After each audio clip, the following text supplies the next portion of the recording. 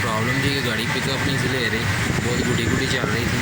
Fuel pump का pressure वगैरह हमने चेक कर लिया, 50 आ रहा है, बिल्कुल ओके है। इंजेक्टर्स वगैरह हम सर्विस करके लगा देंगे इसकी इंशाल्लाह।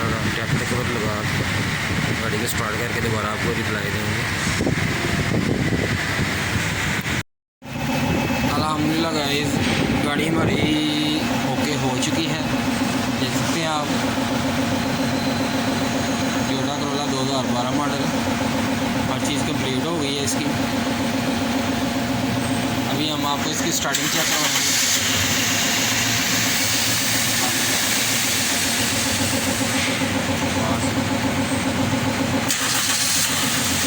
देख सकते हैं आप, गाड़ी हाथ से कल स्टार्ट है।